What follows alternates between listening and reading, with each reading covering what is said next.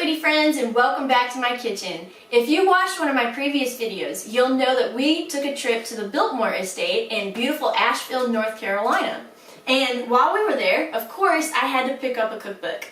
The house was actually finished in 1895 by George Vanderbilt and is still the largest privately owned residence in the United States.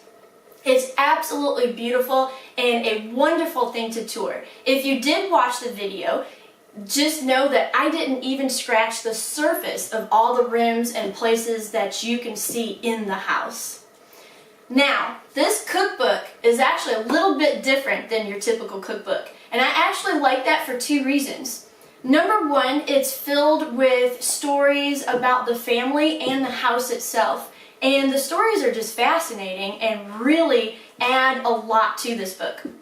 And number two, I like it because it's actually set up by menus that are geared to specific situations and not just a collection of recipes. So you have menus for picnics, you also have menus for Christmas holidays, high tea, or formal dinners, which is really neat. So you're actually seeing what the Vanderbilts probably would have served their guests during those situations. And because I couldn't really settle on just one recipe, I decided to make this one a three-part series. So today we're going to do part one, which is going to be breakfast, and then for parts 2 and 3, we'll do a lunch recipe and then a dinner item. So today we're going to try the Vanderbilt Mountain Strata. It looks really good and savory, and I think it would be perfect for breakfast. Just note that if you do decide to make this item, you're going to need plenty of time to make it. It says that you need to refrigerate it for up to 8 hours, or let it stand at room temperature for 1 hour, which is what I'm going to do today. And you also need to bake it for 40 to 50 minutes. So if you did want this for a breakfast item, I would actually recommend making it the night before and then leaving it in the refrigerator until you were ready to bake it in the morning. So I've got my milk and wine already mixed together. I've got my biscuit slices, provolone cheese. I've got chives that I was able to cut out of my herb garden, even though I actually had to kind of dig them out of the snow this morning. I've got eggs and tomatoes ready, and this actually says to use Italian or French bread, but I actually just cubed one of my own sourdough loaves because that's just what I had on hand. And also with the asparagus, it says to put it in a bowl and microwave it for 1 minute before we add it to anything else. So that's what we're going to do, and when we get that done, we'll show you how to put it together.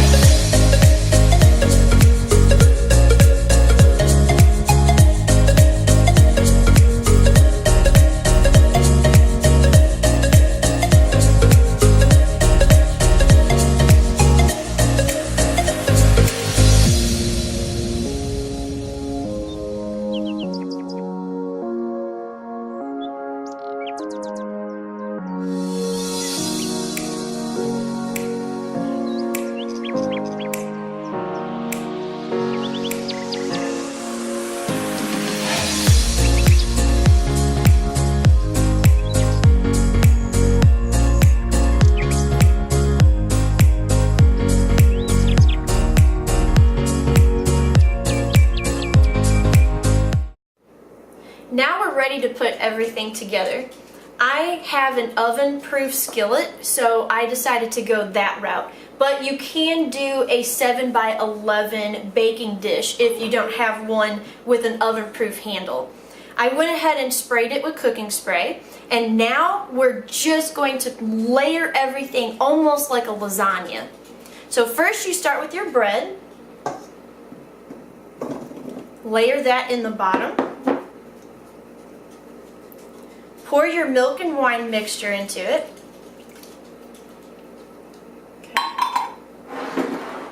Then we're going to layer that with the ham slices.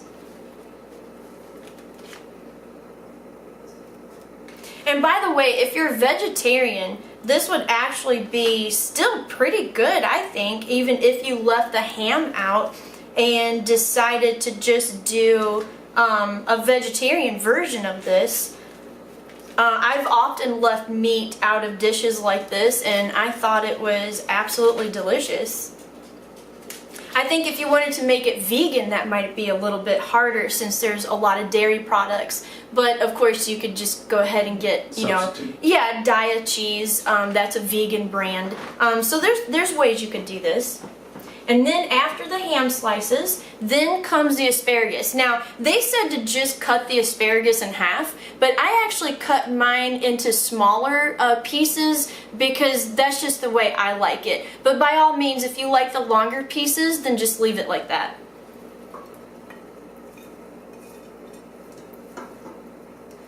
And then we have our cheese and tomatoes. This actually looks so good, I could just eat this right now. Okay.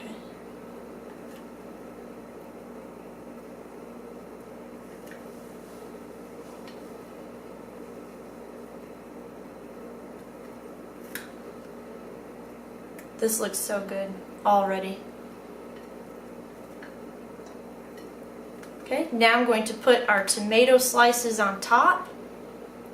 And funny thing is, the book mentions to do a tablespoon of chopped chives, which I did. But in the directions, it doesn't actually say where to put those chives. So I'm just going to go ahead and sprinkle it on top of the cheese and tomatoes. And then on top of that, we're going to put our beaten eggs, which was mixed with the Dijon mustard, the seasoned salt, and the half and half cream. And just pour that all on top.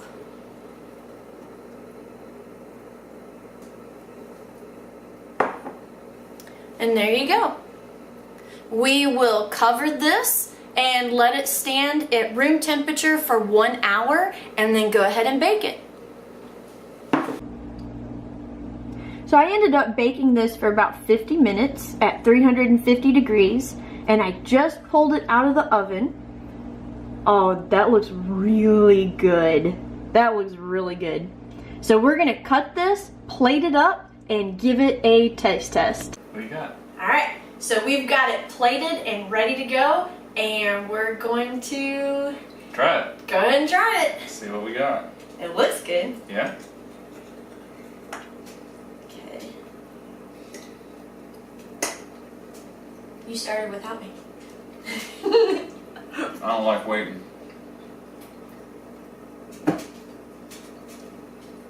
That's really good. That is really good. I didn't expect it to be that good, actually. No, I didn't either. We say that like every time we cook something.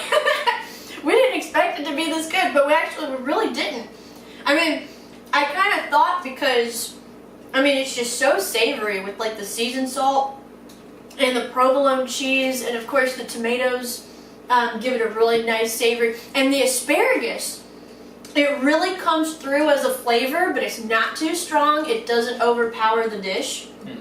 I think this is really good. I didn't know what to think about the bread, but it actually has a really potent impact on the yeah, bread too. I mean, I thought that was kind of odd because usually, you know, I've made frittatas before, but I've never used like a bread base. But it's really good. But this, yeah, is actually really good. This would be a perfect breakfast item. And like I said, you could easily make this vegetarian just by leaving the ham out. And if you wanted to go vegan, of course, there's vegan cheese and egg and milk substitutes. So with the tomatoes and asparagus, and maybe you could even throw in some other vegetables like some broccoli or bell pepper, onion, that kind of thing to substitute for not having put the ham in there. But this would just be an awesome dish for a lot of people. And because, like I mentioned before, because you have to let it sit either refrigerated or room temperature, I would make this the night before, and as soon as you wake up, pop it into the oven, and you've got a wonderful breakfast. For a week. For a couple people. Yeah, actually could. You could make this ahead of time and even go ahead and pre-cut it. And you would have a kind of a ready-made breakfast that you would just have to heat in the microwave in the morning. If you're, busy, you've got work you got to go to, just leave it in the refrigerator, pop it in the microwave. I think this would be really good. Yeah. So really good. I think part 1 of the Vanderbilt cookbook was Success. A+. Yeah, I really like it. This is really good. So stay tuned for part 2, because that's when we're going to go into a lunch item, which I think we're going to have a lot of fun with those. It's a little bit different, but it's something we don't usually eat a whole lot, but that's kind of part of the whole fun. And the whole reason why we're doing this YouTube channel is because we want to try recipes out of our cookbooks that we don't normally go to.